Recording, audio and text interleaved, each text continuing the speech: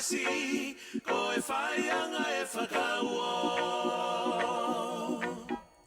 Fio I e kakala ko e tongu aki moyo fo Nenga ngatu I he loto o tuula I he tae mangalo Hela aho po feleni te Uhulu I pola taane E pala fisai kua movete Whakamau o e talipe Iwe o whai te ke Silangi o tonga E o tutu ko e koma Ka kuoho ko iloa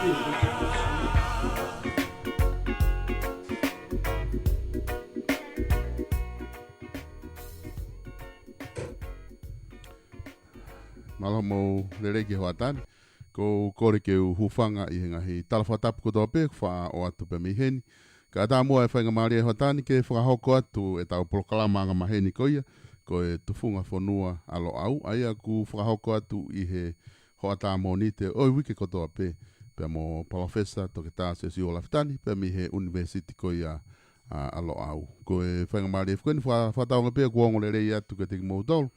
Ai proklama e ahoni o whapena mo mau ha pekia pa mo te tuulerei I he weekend koni ha holiday lerei ke family pe ko fe pe tu ke ia ka ke whanongo mai ke tau proklama o ku whawhiawhia pe whamalo atu ke tiki mo tolu I he ngahi taimi ko toa pe ku mo tuku ka mo kau mai mo ki maua I hono whanongoa ngahi proklama ko ia o atu pe mi he tufunga whanua ko ia alo au I he ahoni foki o ku fia ki tata lerei palofesta to ke tā se si o laftani I lawa lerei mai ke tau prokalama I he hoatani ko e prokalama ini no fika tolungo fulu mata tolu taha ai prokalama ko ni o ku lawa ke mawhakahoko atu talo ka mata prokalama ko duga ngai fu prokalama lahi apito ini hange ko ia ko wha o atu mau pe hono whamanatu atu ka teki mau tolu Ia pe ngai prokalama ia na ke na ke toki kamata peho o wakai ki ai he tai nimi te ke lava peho foki pe ke archive ko ni o pesi ko ni ai vipon media pe te ke alu ke pesi ko alo au ku iai ko toa pe u prokalama tufunga fonua me fika ulua ke o hauai ke fika ni hono tolu taha ai aku I hotani professor o whape ku lerei ai mea ko toa pe mi Australiana me ken pela pe he foki pe kia na whahoko fefe hake pe ku fefe hake a Australiana he hoatani.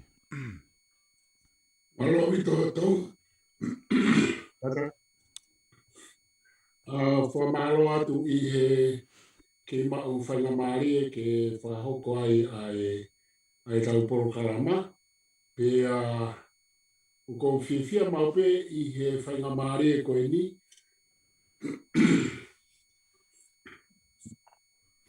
Ke lawa ai ke wahe ai ngāhi whakaukau I he ngāhi whakatoro kou whai pe me te whoke o au pe mo tau ka I ngā tau ataina pe ata I no whaata e BPO e nā.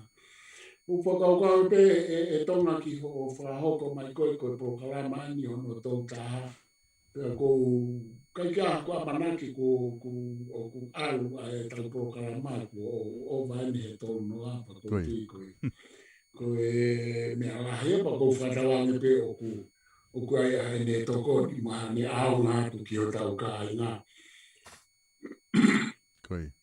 E mea mea kou lawe I tonga o ku te ke whai ha foi prokalama pe hemi o ku whai he ngāhi university pa ku whai he ro au. Ka ku lawe o te ke whai ha foi prokalama pe hemi hange koni ko ta no foi koni stutone o ta hau eni I he ngāhi foi prokalama fia ta une koni stutone. Te kai ke ulawe I he ku wakai katoa ki he kupenga hope o ngāhi whatotolo whakarao whakako whakoni stutone whakako whakarao hatatonga o ku ne wahe mai a polokalama pe pe ko fia noa I pe he ku malawa he o au pe malawa he ta whenau a koe ni ke whai e whi programa pe moe amanaki pe e iai e ne tokoni ki he kakai ke nau whakakaukau. Koi. Ane ko lau ka sola tesi. O kai ke ne lawa ia ke ne ako I hamea ki hata. Ko mea peu ne ako I, une peheko ne lawa ako I ko ne ako I ke lawa kakai o whakaukau. Koi. Aia koe mahuinga ia ai u programa e wahau me programa koe ko whai o ka whai. Ko whaambeke ne lawa ue kakai ke nau whakaukau. Ko hai whahinga turiki te nau hawa I ka ke nau whakaukau ki. Umea koe ko hoko I tala historia me tala filosofia ko misutone o a maiki I historia whamamanahi o a maiki tonga. Ko via mau pe e tonga he koe ku wakai koe ke mea o manaki tatara no ai a uni. Ka pauna I ke wahana au a hulu mai whaka historia mo whaka filosofia e me hau I uesite.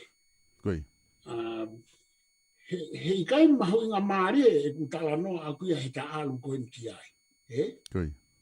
He koe whakatoka ai hala whanonga ke me hanga hulu mai. He koe mea koe me hoko I tō ngana ko slave pe kai ki mua. Ko hono toi whakahoko pe ai umea ena e hoko he historia o Europe. O Wesite. O toi whakahoko pe ia tau tolka I he whoikonga kere ke he ia ko tonga. Ka koe ute toi whakaukau ia na os whakahoko ia ai koe na tau slave ki ai. Pe te whakafokat ka pau kua whehu, to hao ta anak mai kai pata hoko. Koi. Malo pito, profesa koe, o na ebe whehu inai o mai heni, ke whakahoko atu, ke whaipea whakai ki ai, ka te wat pēho ki whehu I e taha peua, ke kamata aki, ke whaiha ki whamala mai he whehu ko ia. Peta toki kata whoki tau ia ke ta polokalama ko ngā ke ta hoko atu I he polokalama ko ni ko whaiha no teu ke ta tala noa ki ai I he ahoni. Koe whehu ia ku na eke mahe toko taha e whehu I koe ni I he wike ku osi. Koe ne eke mai ke eke atu, koe ne mau koe tau ataina koe tau tala noa ki ai he koni stuto ne, koe toka te line ia ai karistiane. Pakone koe mea wena ne eke mai ke whamore ange ke whakapapau I ange pe oku tonu ene mau pe oku I kai ke tonu. Aia koe ne mau koe tau ataina koe ni oku whaki mai ka teki tau tolu e he koni stuto ne na e whaike e tala noa. Koe whai toka te line whakakaristiane ia na toki o mai pe o abe ke tau koni stuto ne ka kone kore mai ke lama mua toko ni ange pe oku mooni pe I kai pe oku tonu. Iyo koe tānakia koe iau mooni pe ia tonga. Na I kau moia. Keikeu pe au koe foi te fito I tau ataina ia koe tau ataina whakakaristiane. He koe mea koe o ku asia I koni stutone a tau toru.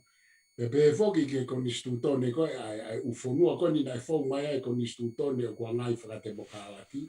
O tatau pe koe pure whakatu pe koe pure whare papirika. Ne iai kaunga ke karistiane. Koe hinga pe koe foi hala whanonga koe nai fong mai ai koni stutone mai te mokalaki.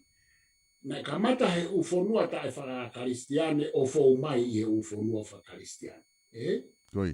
Ai koe uhinga ai. Pea o mai ai foi tenga ko ia e kau misnare moni au pitoi. Ka I he na e kau ai ka aku I kai koe foi tau ataina whakakaristiane atape. Pea aku asi pe ia I he te ulawe atu ki ai asi e kamata whakaba ai koe o ilawa mamau. Ai mamau code of law. Ai hu mai ai a karistiane a kau misnare te fito ka misa Tomasi. O whakahu mai e u whakakaukau ia, ka koe u whakaukau whakalotu ia, o kui kai koe tamai mata ia o I tau ataina koe ni koe na ulabe ki ai. Koe tau ataina koe ni koe ni stutone, koe whi tau ataina whaka ue site whaka loma whakakariki ia.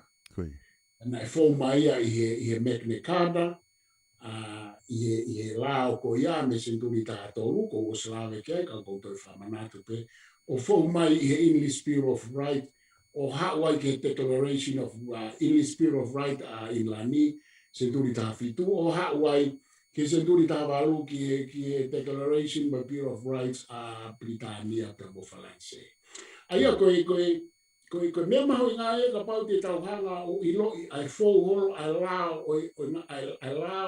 o i ngāhi toto numu e lao o i ngāhi tau atai nā ene au. O kai kua fōi mea aia ai karistiane pe kana e kau mai karistiane i hono pā tolo aki i hono pōni. I ene fōu mai koe anau tōu me pure ana loma. Hena e alu ai whainga whakaukau ia freedom ko ia me pure ana loma o alu ki kamata e lotu whakarisiane i Vatikano. Aia koe tau tā noa pe heke. Ka koe fui tau ataina ia, koe tau ataina whakakonistu tone ia. O makatuunga ia he tau ataina i hono whamatala i he kau filosefa te na o slawe kia te uhanga maupeo whahuhu mai he koe konistu tone ia me whakaukau koe o e tau ataina. O kunofo ia i he konistu tone, o kunofo ia i he whakakaukau a kau filosefane na uhanga bete mai ko i he loto konistu tone me loto Bill of Right. Pea na uhanga rewa o ai hono uhinga hono define ki he whakamamana lahi o tatau pepe ko hai. O kai ke whanatangata ia i freedom ko ia na mai tau whahau, na kai ke a ia ko foi tau ataina pe ki he kakai karistiane i tonga. Kukai ke asipe he ia konistu tone te tau alu atu ki ai. Koe konistu tone ia koe tau ataina ai tangata whewhine tonga pe koe tangata whewhine kōririu mea matakari ke o tonga. Oku i kupu waki oku universal oku whaalahi foi tau ataina pea koe foi tau ataina ia na e fōu mai i he mo'ui ai whaahinga e tangata i he taimi o nau fuhu ai ka pau te nau fuhu tāmakia pe fuhu tāmakia koe nau tau i ke nau tau ataina. I he historia. Aia aku i kai koe fōi tau ataina pe karistiane ta aku asi fōi lau marie koe kau karistiane he nau fuhu ki ke nau tau ataina. Ka i he whikau aki moe o tua. Koe tau ataina koe tau konistu tone. Koe tau ataina ia i he tau i hono whakapopulai e hatu i tonga mo e hou eiki o hawea lahi mo ngahi hou eiki mai pure whao ao e tau whao. Whahistoria. Koe fui tau ataina e taha pe koe i he tara noa tau ataina. Koe tau ataina whakakonistu toni o os whamatalai mai ia e Bill of Right pe koe lao e ngahi toto numo e ngahi tau ataina. Ko ni alu koe ke mahino nea koe ia pe si lewa e tau hohaa mo e tau hanga ai na i whakaukau na e lohi aki tau tōru wherau aki mo e konistu tōne mo e tau ataina. Aia ko kutari koe ke hene tala mai na e kauai koe ne whotufo pe he koe whai tau ataina whakaristiane o ne whamama whaki. Ko kutari koe ki ai io na e kau ka koe taha ia o ngahi uesia na e huu mai ki hono whatu mono whotu e whui tau taina koe. Ka ko kono kamata koe hono whau koe konistu tōne he wawau ko e lao a wawau. Na e whenga e kau misnare ia he kamata. Koe whawai koe o lao a wawau ia. Na e whenga kau karistiane ia ke me ai pe ke whakakaristiane a whui konistu tōne. Whatatau ke tui whalotu koe e kau la masa. Aia pa, ka kaneo mo e nau ai a te toki hoko tia. Ka koe u te toi whakaukau, ko u te toi whakaukau pia ne e sau kei peia. E kau misnare he la masa i Piritania me he English Bill of Right pa mo me te kata. E koe me aia na ne tataki a ka Piritania. Aia koe tala noa Maria mo mahawingata ki hono whotutu e konistu tōne. Pea tohi ai thesis, pe koe tohi toke tā ka ko whai whikau toke tā sore ngā tuke. Koe tangata historia nea yo kumumea pe, Pea koe tangata ni me keni pelani, pea na i he mesi whafonua, ai na maui ai. Pea na aku wa ofi mo tangata koe ni. Pea o kou fia i he tangata noa mai koe ni solo he blahe kakai ako. I tonga ko nau pekia mo nau mama o atu na aku nofo lalo hakalo ia nau tolu o ako lahi na nau tolu. Hangi ko whai kau toka tāso na tu ke funa mawa hawhia. Tuku ke hanga pala o fesa whitahelu ke ki tau tolu ia te misi. Ko e peri hau off. Tuku ke hea a pala o fesa ino whotua kau. Na matu utu ahake ange ko mahina hufanga. Ka oku ko fiahe ko ku tala noa ko ni ki kakai na aku ako mea nau tolu pena nau hoko ko kau mentors ko kau hangeha kau whakahino mo kau ako imo tataki mai ka ko ki hawe alope ki ai kau whakafoki atu e tonga ko ngā papau te aha nau mana tui pena e whehui na ai mai ki mea ki e hake mai alot katolika puni ko he tau ko sika te whakafoki atu tui pe ko ki lawe atu ke whehui ko e Ko pe whehui lewa taha koni ku une o mai ke eke atu. Pe o kui ai hao ilo ki he hū mai ko ia ai lotu katolika i he taimi koe ni. Ai he taimi koe ni ko kona e whai ke tala noa koe ni ki tau koni stuto ne mangahi. Pe koe ai ke ki whamatala moa ke konga ko ia hū mai koe lotu katolika.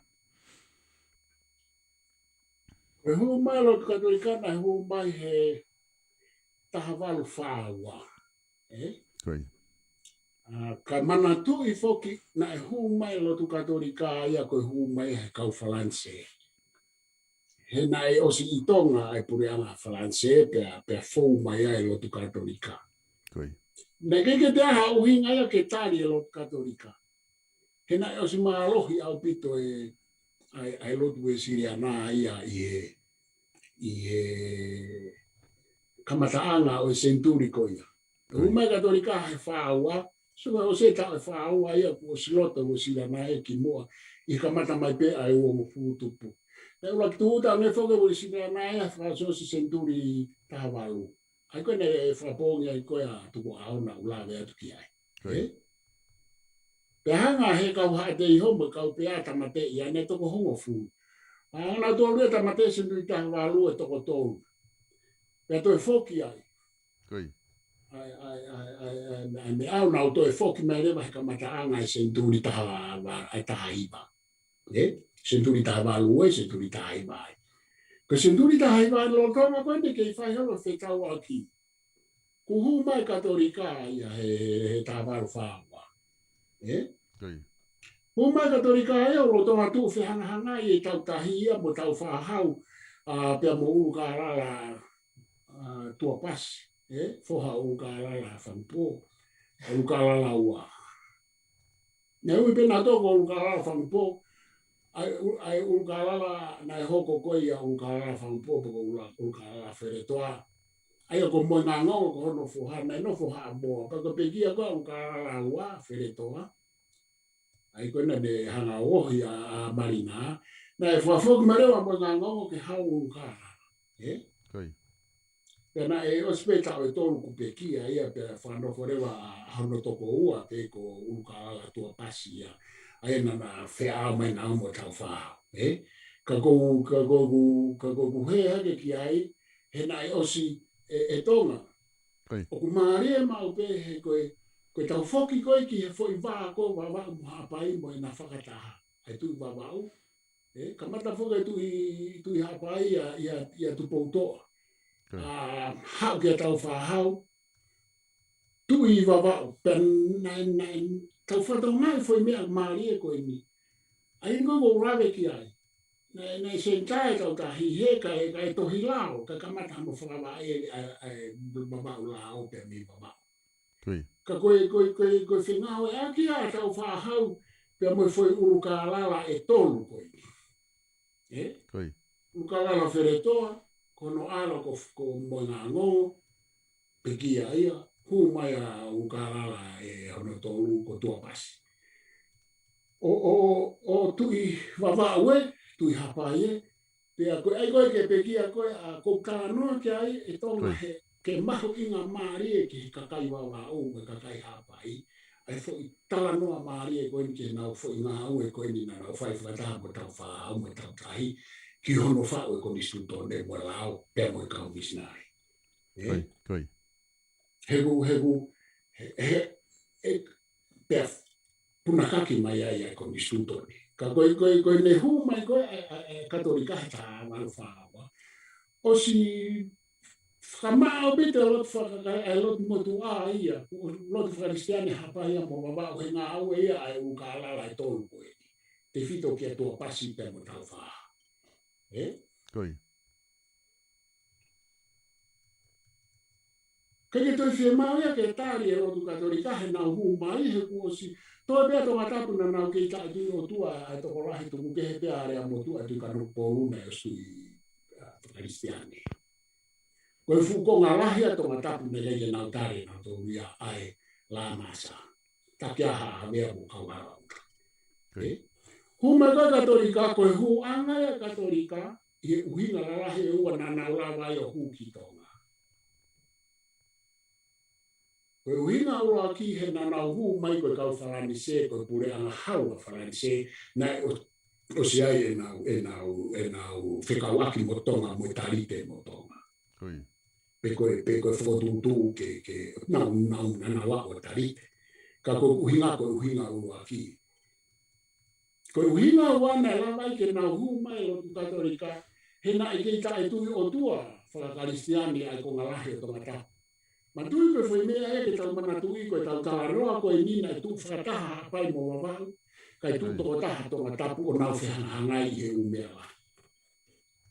E hume katolika aia na e manganga rewa ke hu rewa katolika aia me he tahiwa whaua. Tahiwa a isa tahawalu whaua. Tahawalu tō taha ku whakanofo a tau whahau ia ko King George. Teke whaha ai keke e hako ni sutone ia mohamea. O si whanofo ia he whare kau misnare ke a ia ko King George kua tu ia. Na ke whanofo ai whakalauni o wauna.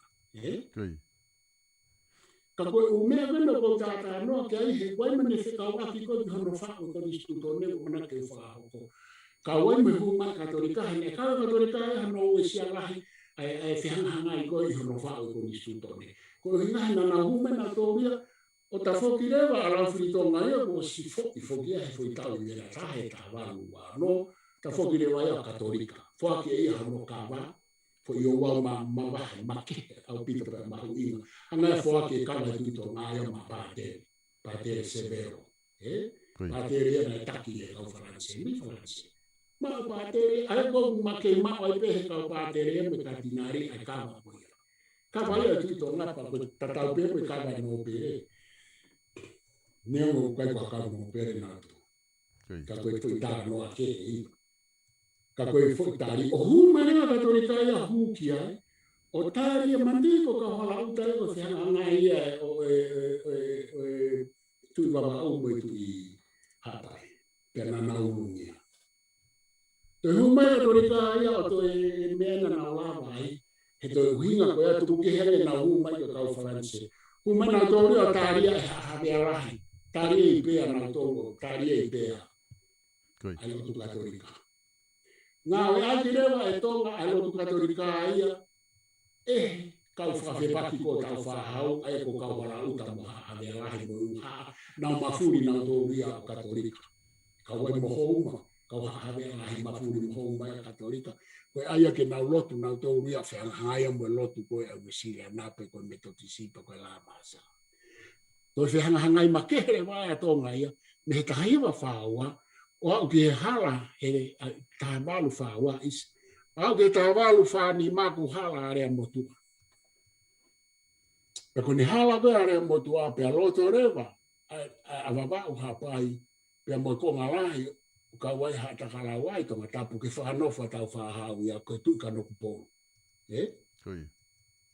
Whanofo rewa tau whahau ia koe tui ka noku polu, na e osi whanofo tu ia koe he tui lau kalauni whakoni stutone, na te neo na te ye tohi koni stutone ia ke osi koe la wawa upene ka mata whawa e. Tari ea lo tupa whanofo le waia koe tui ka tui tu whakalauni i tā wau tōka. Tā wau whāni mana halaia area motua. Pe whai ai hono whanofo he o se hala area motua. Loto pe area motua ia. I whanofo tau whahau ka ua whanofo hono aelo o nai ko hene re maafu kwena ni taki tau i fisi. Pea koe utala noa ko ia. Mahu inga au pito ia kia sonatu kefu hene hana whakawai. I tamina ni tala noa ki he tohe ko ni stutone. Utala noa kono ko whai atu. Hena i lotonga hono whenga ke whakawai ko ni stutone. I lotonga hoko e umea ko i ni moe whe uuse mea koe tau pe moe uparo parema whakai e loto whanua. Koi. Toi hau mai moe ue sia mai me fisi lotonga tau whakaloto whanua a ta kompau ia i fisi pe moe u. Wahe lo COVID i revu mo wanua revu. Ue sia mai nau tō ria tonga. Koi. Ai umea ko ia. Lo tonga ia no whainga ke whau whakawa ai kone koni stuto neka te whanga o whafoki atu ka koe uhinga ia e hū mai koe pia. Pia mo uia e katorika i he u whahai mo u haa nā nau ngāwe aki ke nau whanga ngai whawhepaki ai whau koni stuto nea tau whaha. Koi. Ia nea nā nau iko ungia pia nau whoko.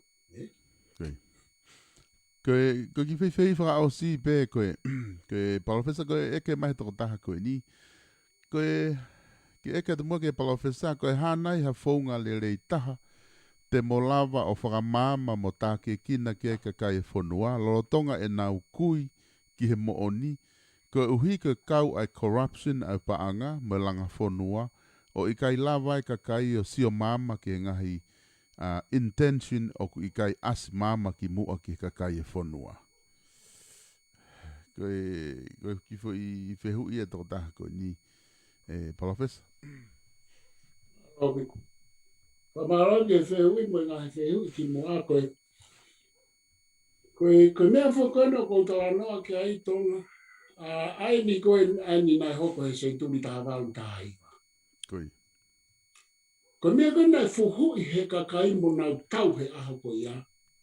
Koe whepaki ai ngahi mawhai whaka politikare. Koe. Neke ke kawai hapaanga ia mo fuhu i ha kere. Neke ke kawai ha tau ia ha kapangako. Neke ke kawai ha no tau ia nai ha fo tofia. Neke ke kawai he tau ko ia. Toki alu ako o ikuna tau whahau pe ne toki. Ko ne tau mua foki e unify, for unification ni ke wharata hai kai lava o ngā au e ko ni stutone. Koi. Ko nene whepaki ko ia ko uma whai pūre. I he foi kuonga na e ikai ke aha ko ni stutone mo e lao, na e makatu unga ia i he whono mo ngahi tūtūni whakai tūtonga mo whakatara aua. Pe mo whakakano pō. Keke nau ke nau tō ria ke kumia ha nau mo ui. He nai hanga pe uruka alala ia. Koe laki tau i koe whakauka ui e tau tai nā ko uruka alala whampoa, uruka alala ua whereto. Tau pe e ia ke ua tene ongo o whakapopula ia he pure anga hau e tui tonga. Koe uhinga nani, koe ia nane whai e fute koe ke mea koe tau tai. Uhinga ina ne hangai mo tu poni wa fa ponya tu aho ko fa popula. Ne kike uhinga u kala lai ko ai ke ma khane me. Ko me fi la kia ke ta ula hanga mana tu I foi fekuki me fetu usi na hoko he kuonga ko ya ko fie ma o pe he ka to a ia mo. Tu I ba u ke ta wa ta ina o to ave inasi ia. Hanga ia ta ofia ba o te whahao ave, ai nasi pe koe ave tuku hau, pe koe ave misinari haa no whainga whakarea te tuitonga. Ko ukala, ai ko wawao ena ne ulo hanga whai e whai mea ka whai e ukala. Ka koe ia pe ia e tonga, na ringe ne whemao ea ke ne mao hane paanga, mo hane mea ke wheitu, whemao pele tu kwate wha, mea koe hana ne pe eo whapopua. Ala krewa tu poutoa mo tau whahao o muia. Kono ke na hanga o tama ko te fito ka tau whahau, o wha o ko ni stutone, wha mo e lao ke ne hanga maru. Ai mea ko tala noa ki ai a filosofa ko John Locke, ai ko makadunga ko ni stutone he taha o ni ngai ngāwe. Koi. Maru e mo ui, koe life, malu e tau e taina liberty, malu e property, malu e koloa, mo hiri o i kakai i e nau ngau. O kutotonu ke tau whakawhetai pe tau lotu whamalo ke umea koe nai omi koe ia. O tau inasi ai o lawa tau whahau. Ne o nai whai e fu tau whamana vai.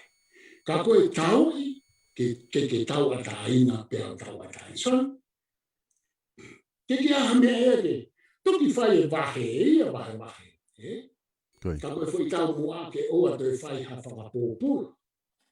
Ai di tau awa kai ke la wa o kamata ki pela wa o foi mea koe sa sange ke foi mea koe kamata ki pe ke o te tau pōpura ange ko veu ko e ko si toma penai veu na mai penai a mea na ia ha to nga we aki ai la wa o ki ko ni su tone a ni pe autari atu io na ia ko no ko ko u ke to whakakau mo e whaunga mo e tama e mata la wa u nai whakakau ke koristuto ne neu na hanu ngai konga nai so ke mahuinga e whakatoka ngā u he ka pai mana e mahino he tangata wa u ia a e ne foi tutu lau mea kombo tau whahau he kai ke oho noa ia he ahon o mui noa ia tene koe whoki mai hange koe whehu i e tonga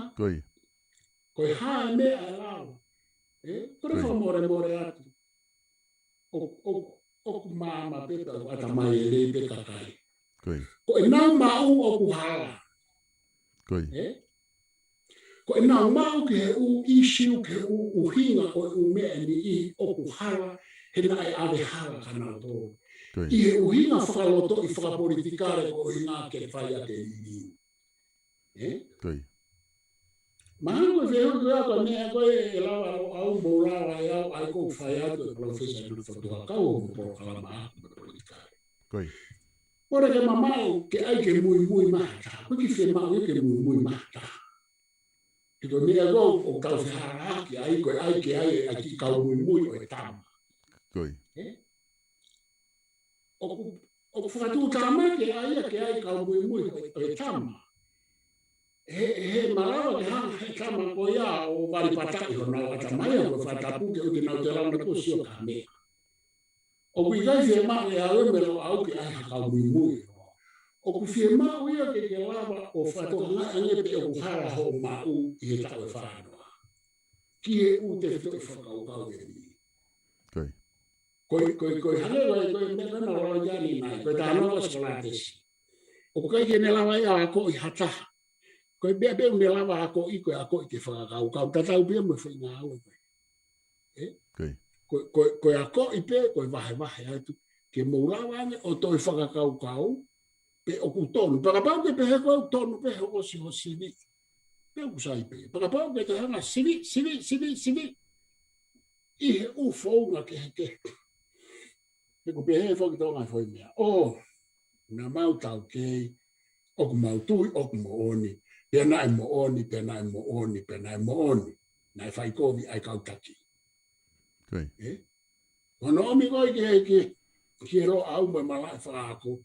E o atu e whewia koe ni. Oku loi ho me ho mau nai fai. Oku loi ho tau kei. Oku loi e mea ia koe kina ke mahino e ta whāna. Kai whewe. E te ate u mea sivia ke sivi aki koe. Pe sivi ko ia o sa nge pa ke to fatonga i ko ia ko pese te wa uno ho ma u au nai ha. Ko me ai u fai he malai algo.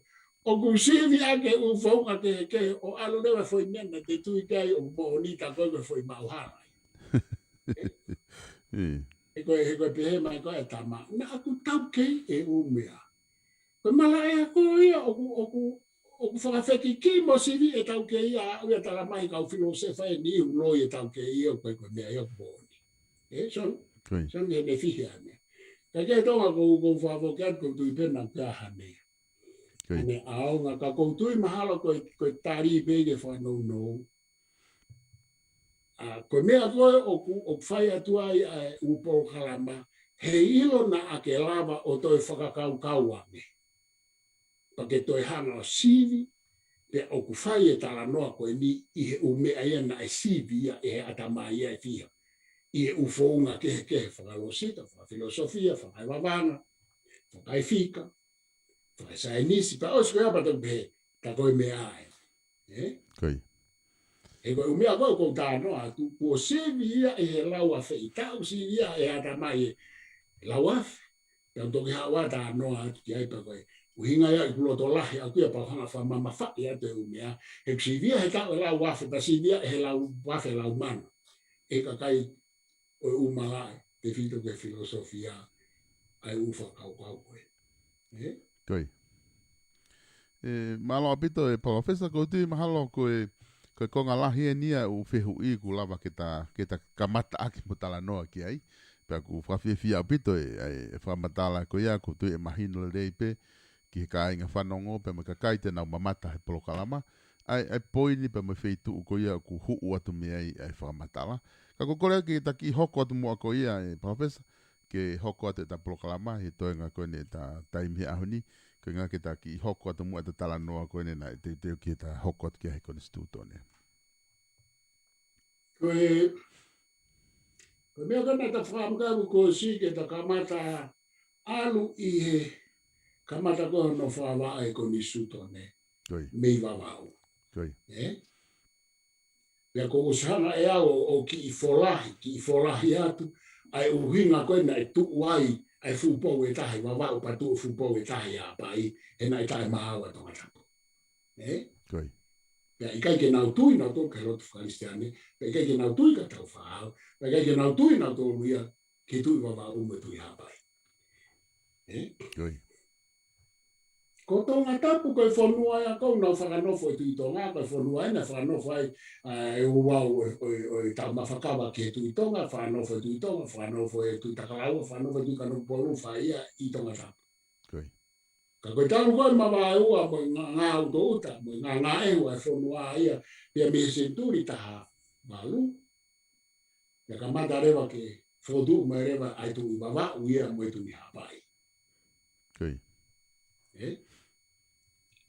Pea, tu whianga ngai rewa ai o whanua ko ia, o whakawa e ko ni stutone o makatuunga I he fo I tuu amaha, tuu mawahe ko ia.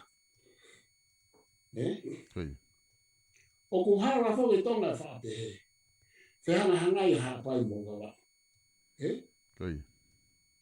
Koe fo I mea whakatau tahi pe ia, na e toki ai mai a ki mui. O ku ika ke whianga hangai a wawa uia mo hapai I he fo I whatu whanua koe ni a tau whahau. Na nau tau, ka na e whawhanga tuku, na nau tu o whau o whanua o whau. Ai koni stutone mo lao, pe mo lotu whakaristiane, whau e me wawa mo hapai. E na e tae mau, pe whawhepaki mo pe. Tonga, koi. Ko fui mea kong, ko tau mea ke manatu I, o whakataha wawa mo hapai, o whianga ngai mo tonga tapu. O kui kai whianga ngai o wawa e mo hapai. He koe tui wawa o mo tui hapai, nana whetongi pe na ua, pe whetongi pe tau tahi, pa ko na ua na nanga, koe tau whoki, tawa roa koe ni mamana ke tau whai, koe ngā uea ai tau tahi a wawa o mo hapai. O kui kai ko tonga tapu. Koi. Sai koe, ko tau whahau na e iai e ne u ilo, ki he mea koe pure anga whakatu mo e pure anga whakahau, e koe historia ia tonga lau senturi ki mua. Kai ko ha mea fo o ia ki he tonga o a mai ka tau whahau. Koi. Ko mea fo o koe ki he tau whahau na ne whainga kene mau, ko mea koe ako, ko mea koe lotu whakaristiane, ko mea koe konistutone, ko mea koe lao. Ko umea ena ke ilo ki a tau whahau. Kana ane tupu hake o kamata kene ako ki ai. Tena ane hanga o whainga kene ako, kene mui, kene ilo mopoto he umea ko ia. He na ane whotutu pe I he ose pe kia pe koe hala. Ai ne eiki atu poutoa tene kamata hanga o toko e tui hapai isa. Koi. Tena ane whai eo, utala noa kia suna atu kefu. o kune whaalea pe ia e rea whapapalani e le tohi toke tā. Na e ignorance a tau whahau ki he umea, ko ni stutone mo e lao, mo mea whauesi te. Pak mooni.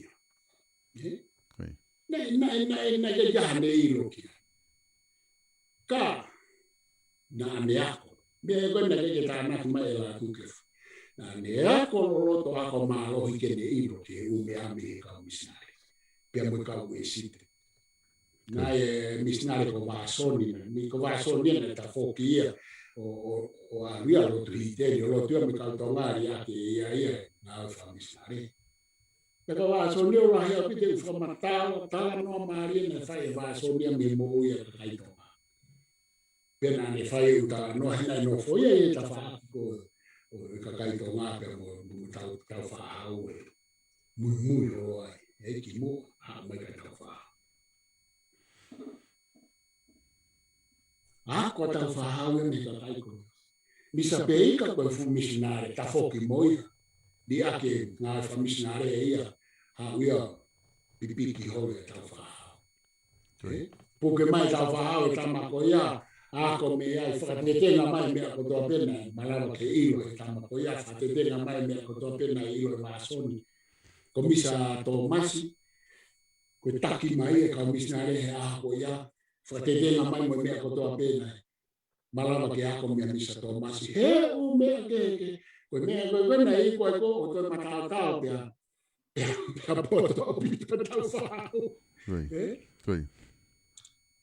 Pia koe hangarewa hea whotu. Airewa e fwoi whamau angai. Ko wawa mea ulak whotu ai ai whamau anga. Ko wawa me ula fotu ai o mea ki tala noa e mea koe la mo ko instituto. Fotu rewa foi whamau ana metis whamau ana polisi. E wha pe nima. Ko wawa ue me ula whakawa e ai e mea ki ko instituto ne mo la. Hanga rewa tau whahau o kore rewa ke a misa tau masi. Mo kau misniare. Mo ofa o ki hulu mai ange pe fe ko no ai e mea koe ko instituto ne. Moi lao. Ia koe tau ka mata, ia koe wawau lao.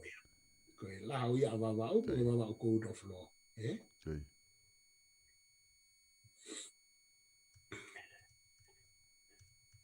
Ia aire vai a aifara section. Wahe pe. Ko ngā uluaki, section uluaki. Koe kamatani koho no whakawai koe oe lao. Sai tau kisio ki he fo i whakaluku fua koe whai whakakau kohono. Haka kau misnare le wani unau hanga kamata tuate whai whakakau whakalao ka tau whahau. Kana e aia e misa tō masi me kau misnare o makatu unga i he tui whaka wesiriana whakametotisi. Koe lao o wawa ia na e fua ngai whakalotu au pito ia ukongokonga ia la wawa no kamata kono whakatoka. U sections.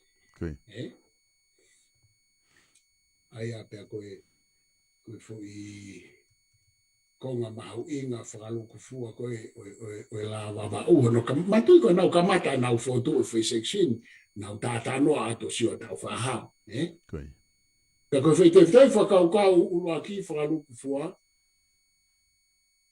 koe fie mau e tau whahau ke kamata whakawae lao o makatu unga e ikai toi pōpula hata. Se ke law of slaves, of slavery law. So ane ke foi mea koia. E tau, koe ki mua koia tau whahau. Me e ai e u tū kunga na e pure whakawao pe hatu i mo hau e ki ho o kohoa. Pure ki ho o life, hange koe mahe koe a John Locke. Pure ki ho mo ui, pure ki ho tauataina, pure ki ho koroa. Ko ho mo ui, mo ho tauataina, mo ho koroa koe me aia a hatu i mo ho iki. So, o fefe. Sai. Hangarewa e haa o whai hono whakaparanisi moi kāinga. Koe hae kuhinga ke i he horizontal nau tāno keki mo i he au lere loa whatawhatawa, whawhariki. Kone alu koe whakatutu e mawhai purei tō ngai a pēa ki orunga. Na e tui, au eiki, au hifoi foi, whakao. Purei au pito e orunga raro. Kone mafuri koe o ai haa mo ai kāinga, o kulawa rewa ke hu atu ai kakai, o nau maamiri, pēa naulawa wheta o whiaki mo hou eiki mo hatu i he koe kāinga, he koe hae kāinga, koe foi kakai pē taha me he toto e taha.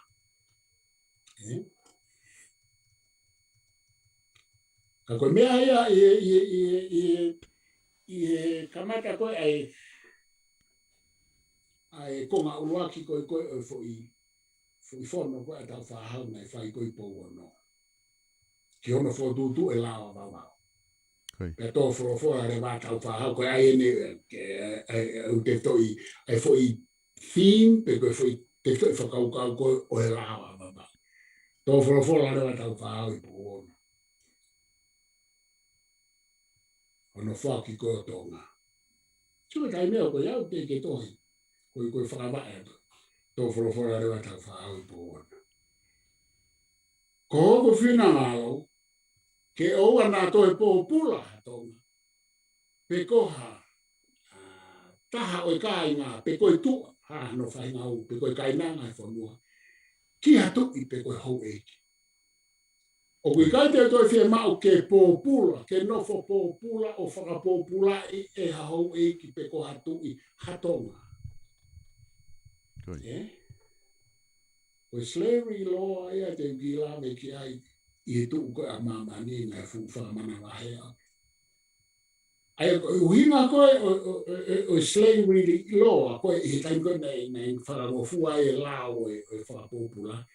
Na i kai ke pure ai tamaia nei whakapōpula i pe koe slave ki ha ane life kai ke pure ki hane moui, kai ke pure ki hane tawataina, wiki hane tawataina. Pe kia ni koroa, mea ka atoa pia ai master, ai hoiki. Ko nene ai whonua. So ka mata ke tau mata e tau tō luia lau mario e tau ataina. Ai pe koena o stuki mai e liukawa France mo Amerika pe mo English war. Tala mai, e foi tō whorofora tau whaau pau kauia i section te tau. Tuki la me kia e section koe. Ka kouwhi o me mea mahu inga i foi wawau me ene taha. Pea pehere o whi tō whorofora tau whaau. Hei kai te toi awatu hahou e ki a hunu ki holo e ne fuba kau ko ngoue. Koe foi lea e me ngā ue aki. He koe anga maheni, koe ne hau peho e ki a hunu ki. E ne fuwa kaupa ni talama e koe mea kona na ke tō kātoa koe fwoi e ka ni manoa koe mea ia. Ko ale kātoa mai ho iki. Koe fwoi tō whorofora wā tau whahau ka ko asi pe he la o auna te he mai rewa tau whahau. Pea he i kai ke toi ngō fua ki hau e iki ke ne toi hunuki. E ne fuwa kau pe koe hae fu mea ne fie hunuki. I hango e anga ahata. Ka e ngā ue tangata kotoa pe ki he kakawa hono ni ma. I he ene konga kere kere o taua taina. E tō whai te ria rewa pe tene hanga whoaki ene fua ene ngoue koe property. He koe property, he koe fua koe harvest koe fua hato ni ma. Fua koe te ngā ue i tā noa John Locke pe tā noa iai kau whako ko ni sutore koe a Amerika mo France. Pea behe e Bureau of Right. Pere wa chono. Koe life, koe mea mahanga taha ki taua taina pe koe toton, na leu koe toton whakanatura. Natural rights, Ko pure ki ho moui, ko pure. Ki ho taua taina, paki ki po pura koe pe ke pure hata. Ho pure ki ho kolo. Pe behe rewa tānaki rewa a John Locke, ne toi tānaki pe. Pea ke pure i e fua honi ma. Tā noa kia tau whahau. I ono whakawa i koe ni lao. Pea ke pure pe tangata. Pe koe tangata. Koe kāinga, koe tangata haa, koe tangata o api, pe koe tu, pe koe kainanga. Pure pe ke fuma neo ke kouke tō. Ko holoto tau ra ina ka poti ki toki hanga fuaki ko fumani o ke ave mai tu i mo eki. Ka ku i kai ke popula ko ke ave ko fumani o ke ki tu i mo eki. Ka pau ke roto ke ave te ke ave. Ka pau ke roto ke ave ko kanga. Ka pau ke roto pe ko ke kai. Ko fua hani ma ka ke kai te. E tonga. Ko ngai whakawa e ka te au o ko fu mahu i ma au ki to. Pea pehere mai tau whahau. Sai kai ha. Toki whakamau i be he rao ma ko nistu tone pe ave ke whamau ngā polisi. He ko tika ki a whamau ngā lahi. A koe a koe whamau ngā polisi pe ko wawa pe whamau ngā polisi. Koi. Pehere mai tau whahau. Hei kai toi mo pura maha taha ka te au, pia tapu ka te au ke walato taha whamaro i mai hamo ui, pe koha tawa taina, pe koha koloa, pe koe koloa e fua anonima. Ko mea bene ke i tau te aia, koe a koe ka kaina nau ke i tau, whawhe tau mai ke fo i whau whonua koe ni, na tau i koe tau tahi pe tamate. Tamate i pe ka pahe kai ke nau tungulolo, ka pahe ke nau tungulolo, pa tuko e pe nau tungulolo i whatafoke lotu whakatisteate. Whatafok ke wisirana, ke metotisipo whatafok, ke katolikaha ko uskamata lotu mai mai ufomo. Neo na kege tui maha hale alahi mo kaukala uta tui toga, ke lotu whakaristiane ai ala masa. Kana nau toi whenga he hu mai a katolikaha ki whala e mei whalanse, ke nau kau ke lotu whakaristiane. Hena nau wawhanga tukuna, nau ilo he kaike nau lava nofo, kai alue fo i liu koe. Pau ke nau piki ki ha lotu whakaristiane, ki he siasi o lotu whakaristiane. Kai e tea nau chose. Neo na nau whawheo. Kai moe taimi koe na nau tukulola no ta i nau tau whao se tau whao. Os lotu whakaristiane na. Nau lotu katolika na. Nau kau na tolo he kai waka lotu whakaristiane. Sai koe foi mea e tolu ko toi whietānaki mai ki hono whakatoka i lao koe a wabao. He u section koe. Ne rege ka anō whakaiki ki au ki la ava au ko to mai pe te te ka ko ina te tau to au to ke ko nistu to ne o tau to ki alfa ka kupu ai ka ko to mai u fa ko ma huina ko fa ko hono wa e to ki lau pe ai tangata mo e fefine o kuna no fo ma oni ka pau te na mari so ko ngahi fa hu mai le wa he ka misnare ia. O nga fu wa te tau whahau ke nau kamata whakawa e mai e lao a mau. Mime i tano wa son la tu kef kia i pia mo ka u whatotolo. Mime i lahi pe ia maka tuunga whai toka te rine koe ai la masa. Pe ka tamaya e whai konistu tone ono whakawa e lao a mau. Koe poi niwa e ko whialawe kia. Koe whia mau e misa tō masi me ka misnare kamata whai koe ne whatu lao koe ni mamau. Ke toki lau pe mari, ai nofo maa oni i mari. Tangata mo whiwhine ko ho mari e toko tahape i he malu e lao whakarisiane i he tui whakarisiane.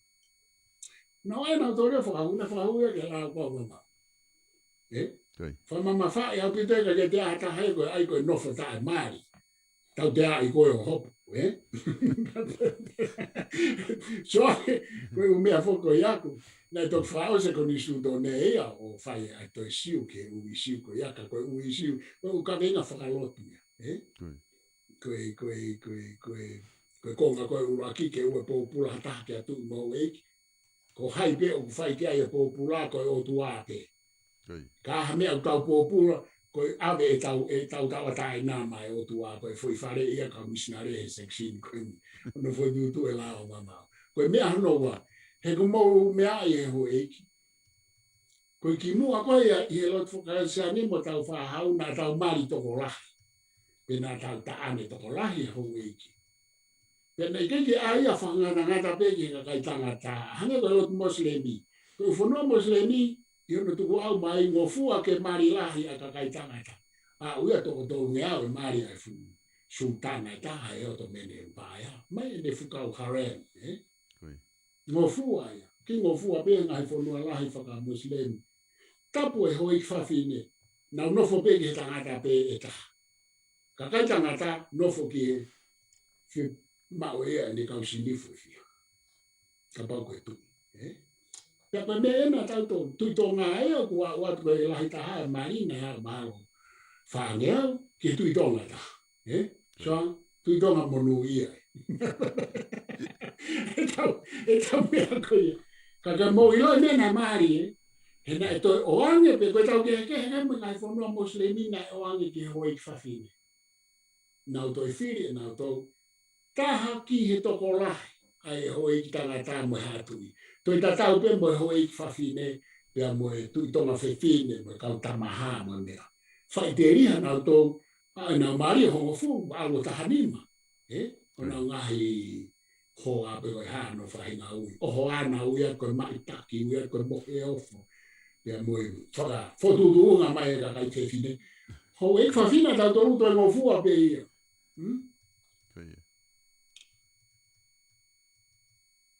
Hanga rea e misa tō masi e ka mata whao ko e nio tanga tau whahau. Tūsi au pite u mea ko ia. Ai pe toko taha ki he toko taha. Koe whakawa ai a koe tau mori sutone. Pena i kei hau e kau pe hau koe a tonga he koe kau ngā uwha pure a ngana i tapu ke wha ere tu tā make ha taha ke ha taha ngā au pure wha pure a. O sto e fui lao ia koe ia. Tō pēa he kau pai pāko i ngā kanau whawhanau nau tō rei roto e fui sistemi. Aia koe kimu a ka pau o kuke o ka taha wha ere ka te koe e whanofo koe mi ngā wha pure a ngā. Koe kei a afo mai pe ia ai afo oi foi lao koe no kouta no ke me wawao lao a wawao. Māro te ki o kai mea ko wheta no ke whakaukau o pōpula na e lau ke kau filosefa ka ko ki tau whi foi ua koe ni ke tau ki tau no ke pakapau ke hanga he hui i kuto mai ngai te whakaukau koe ni ki wawao Babao Cobra Floors. Koe lao babao. Ka mo mea me ki ai koe kamata ni koe hono whakawa ai koe ai ko ni stutone o e tawa o whitni ma a eni ai a honi. Te hane o glame ki mo atonga. Koe ko ngā anu whai mo fua hena i tega i a taha whao ko ni stutone. O au te kau misnare ne i gai au ka peika ne i gai whao ko ni stutone ne mo. Pea koe kau misnare koto. Ange fa experimenta tau fa hau e fa con istutone me la amo experimenti. Ecco, misnare. Ono fa e tau con istutone I e foi la mama. Ta te fa mo ke. Koe, malo pito e professor ko tui koe konga porque koe na tau tari kia ki fe moa o ki ai ke tau au ke ko to floor ko ba koe he koe makatu unga ia koe whakava e foki e tau. E tau koni stutone. Hangi koe tala noa koni ko ke whakahoko ki he tau tahi. Pe mi bawa pe moha pai.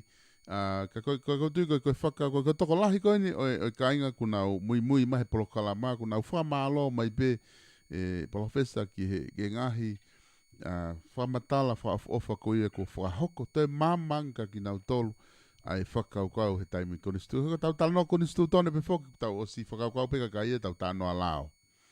Tanoa ke lao me umea piheka koe ni, ko ta hau taua kini mai e ngahi, kaki ngata pei tonga, ko ta awhe ni ki tongaka, ko ta osi kini hake ngahi otu muri e, Britania mo fe ia fua, pa ko ta awhe koe ni mahino le reike kakai, ai taimi ku tau tala noa, ai nuk takamata i he lao wawau. Pa ko tui mahalo, koe ke te aha whehui o mai me he kainga, ke whakahoko i he tawhaaki koe ia, ka ko tui pe mahalo ka pau koe os fe unga apito whamatala koe ni ko ke o mai koe ni ka ke whama apopo mai pe koe ngā ke ta fe unga ake ahon ka ta toki hoko atu rewa pe he te ta hoko atu pe i hono tala noa koe ne tau koni studone ki ta toki whakakato ai konga hono tolu i he lao wawa upe mo ta hoko atu ai pe tau tala noa e malo apito professor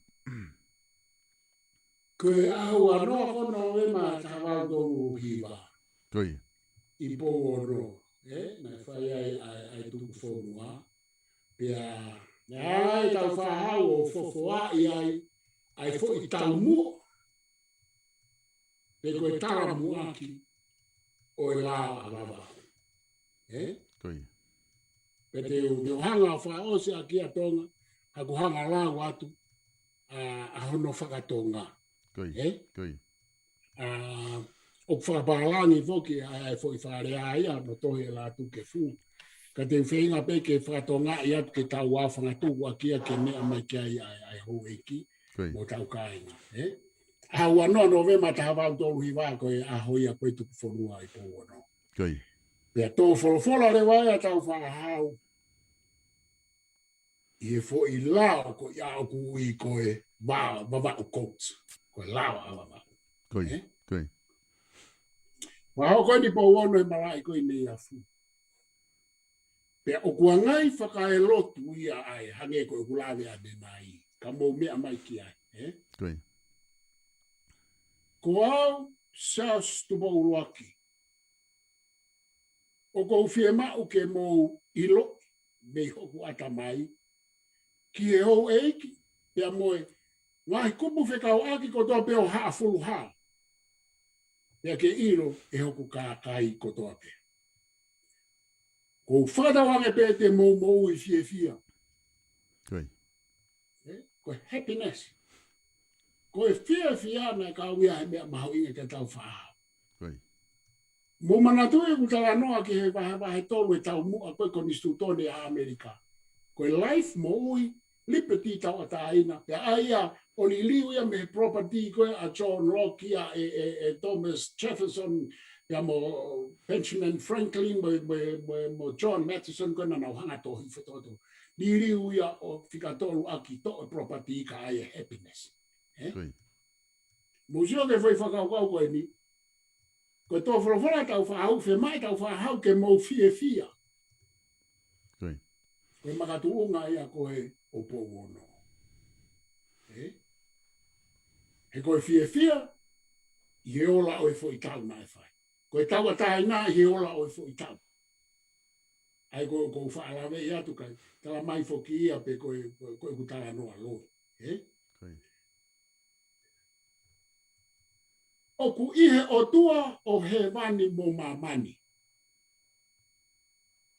Ku o whiri ke ulea ka ki mo tō. O tua koe tui o ngahi tui mo eiki o ngahi eiki. O kune whina ngaro. Ke hiki haka e toko taha, kai tuku hifo e toko taha. Koia ai totonu mo e whakamau totonu i ene ngahi ngā au e whakalukufua. I ono ni ma. Koia ai tau i sipi ki ene whangasipi ia lau ma ui ui. Ka ko hono whina ngalo kia ki tau tolu ke tau fia. So ngā ke he kai ke tau mahino i koe ai tau konistu tōne mo pouono. Koe tau mua te whito ia e foi tō wholofola koe ni koe tu o waani ai tala mai tau whahau i hene foi tō wholofola. O kune whiema o ke mau fia o makatu unga i whina ngāro o e otu. Koe ai ko au ko hanga whama whai ka ki mau tolu ko tō ape. Ai hou eiki, ai kau ko wana moe kakai. Pea mai ngahi, sola moe vulangi ko tope. O mo nofu whataha mo au i e wholua. Koe ki foi konga pe ia o pe he koe taramu aki pea koe hulu ia koe ki he foi lao awawau. Pako mea koe ko whiwhai o se aki. Pea toki hoko ati e u sekshini mo u konga o wawa o hene tala mai hei kaito i ngofua ke ala hataha ke po vai mo e tau o tamate ia hataha ka pao kune whie tamate. Ka pao leo ia hataha pehe e awe ke whamao. Ma tui no moro ia koe whai konga koe ni koe nai tau pe whanua. Ma o te pe koe ke whiri mo au tamate. Ta ofi e tau whahau mo toi ngau ia ke po vai mo e tau noa ia ke hataha. Whai pe i e uhinga whakarao. Pero paure te ke mau i pia mai to ta ba puka o fama. Hangare wa ia e tonga ka fa osa. Hangare wa ia re me he pure a whakaoni a ana o awe ia ki he whakamauanga. Ka matarewa ke tau ka mataheni he tala noa i he wahe o mawhai separation of powers me wabao. O tika i aha ko ni sutoni. O skamata peta noa ki separation. Ka matahena tau whahau hene ula whawai. Ko hawhi mena le ula whawai. Ula whawai be ea la o pia teke i kia e umea ke whamau i tau ataina he whamauanga. Ane to whature foi whamau angai mawau e nima. Whaka pe nima. Koi. Pea koe toko nima mawau ko ia. Kungalo e au ke isio ko nau ingoa katoa kantama. O toko ono ka tau whahau na nau ai e pou ono. Pea koe kauloia mo i kau whamau. Pea koe uhinga ea ke whahau sia. Uhinga ea ku ai ai e hatu i o whiho nau kau whare i koe kauloia. Matau ta. He koe mea ene ka matai pou no me tau wha. Kau tatau atu tonga. O whalai te te koe o wha te kakai mea mai. Koia. Mahalo pito e profesa koe, ka taki mua ko ki kore mai ene ku o mai, ke ki atpe mua ke nau ke ki whee ilo e toko taha koe ni. O kone kore mai ke ki eke tuange ka te koe, pena e lava to po uruaki o lau konga whakatonga mo whakapālangi, peka pau o ku i motohi, peka pau ku i kai peko haina ne whai a ko ia ke ngahi mea koe ni, ko ki whehu ia ku e mau ke ilo he toko taha koe ni, ka pau e fulo a tari ki ai, pe te tā tolo i ke proklama hoko, ke ta toki a whahoko e tari ko ia. Koe ni kana kupolo kako area motu a koe ni, na e hala koe pia hoka tau whahau. Koi. Na os kamata e a ko ia i saione, i he funga sia. Koi. Os kamata e a ko, koe kuini koe o e aha ko ia ai mani. Koe o hoana o whakonofo o area motua, ngā loa i ngā whewhine, o whewhine o soa kaipa mei where mea. Koi. Na e ako, Koi. ako i mohenere a maafu, ki mua pe alu. O spoto ia he tō i whakatono whakaparangi, rea whakatonga. Alu e ki fisio tā anua whakaparangi mo kau Britania. Koi. Ko tau whahau ko misa tō masi. Na lahi nofo hapai ko ia mo i kamisnare na e ofio na tabaki. Tau whahau ia ka pau te mausio i ene umea na e tohi whakatonga whakaparangi teke o ware ko ia i ene tohi whakaparangi lea whakaparangi e lei. Lau tohi whakaparangi ata mai mahino i ai ilo whakaparangi. Koi. Ai mana tui funa tu ka tau whahau ia ko e pili nisi ko e alo o tu poutoa. Ako ie, area motua mono whare, ako i atau whahau mo ki nau tōu e whare tu poutoa e kau misnare. Ko whi mea ia. Ula ki ako i ai hatu ia i he toinga society. Ko mea ena e oko. He kupau ke ako i he kau misnare hatu i maho e ki karama tari ke whare nau nau whare. Ia ko ulelei ka atoa kona hamwe we sitene ula ke aia kananato. O koe foi mea e tohi e tau whahau, ka pau te uto e mau, i e kunau te wala o mai ke urau ngatu ke. Mo whatonga na haere mata whahau ia, whai le uarea ana whapolitikare horo i Australian. Koi. Ia mui wholau mai ai. Kui mahara pa koe eike alo pet whinau mea. Fisi hoi, tamai le petu mea ko fisio. Ko te vita fina, ko kui a lupet fina mea, ko tangata ia na eliri urea e umea lahi ke kau misnare, ko kau ia e kau tama. Pea ko kau hou eiki mo manatu ke whao sa ki tonga whehui, e ko kulawe, ko ki nau tonu ne ula ki ako i, ki mua pe ako e toenga society. Ai ako e, ko mea ka ke tau mana tui ko tu unga whakaako na ia o kia tau whahau na e fu maurunga au pito. Hange na ku slavea te kamata tau porokalama koe ni. O malawa re wai ke ne hanga o a whakatuko foi konistu tone koe ni. O kai ko ha konistu tone ia na ia whakatuku pe e peika, na ia whakatuku e tau whahau mo peika ka ko peika na ne laitaha e ne whai ahano tohi. Ka koe tāria ki ai o ku na ia koe tau whahau. Malo. Malo pito e palofesa ko tui ko e ngata ia ta polokalama ki ahoni. O fu mafana pito e whamatala pe Maria pito e ngahi talanoa ko ni. Ko whahoko pe mahu inga au pito. A whatatau pe mo e talanoa ko ni po me komeni ko mai hea ta kainga whanongo. Pea ku tui te tato e hoko atu pe i he polokalama te tau pe i he wike kahau.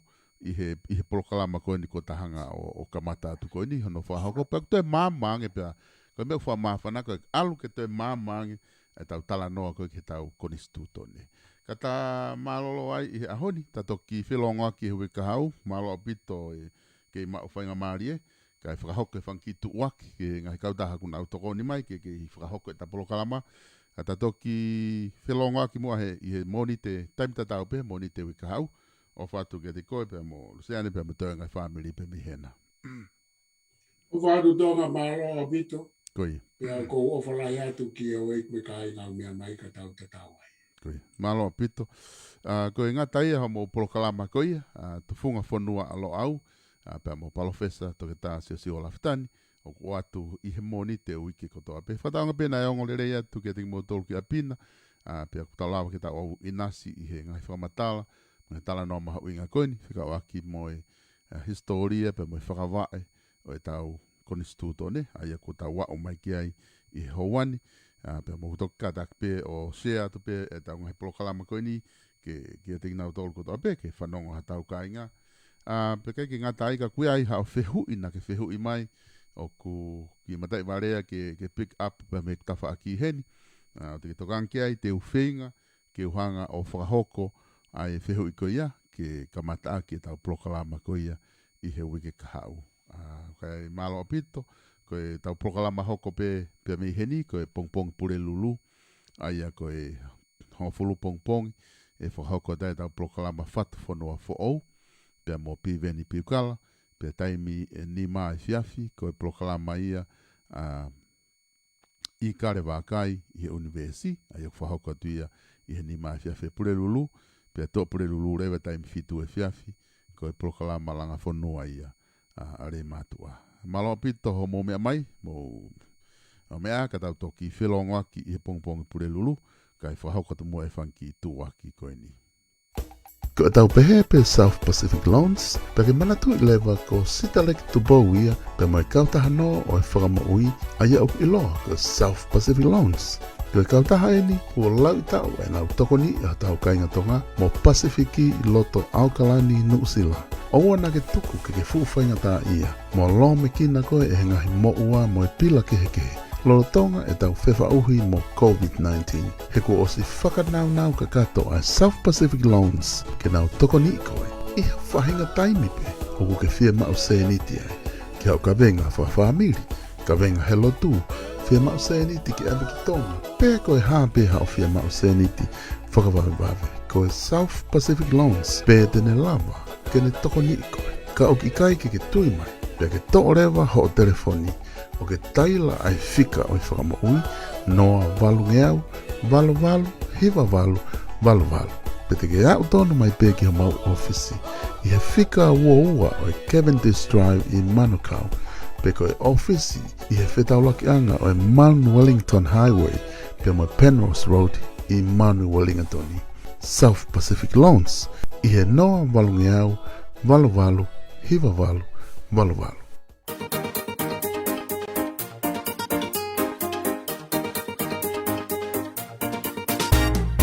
Ko e whanangonongo e nia me kautaha Faustina Construction I he kainga tonga o loto Salt Lake City.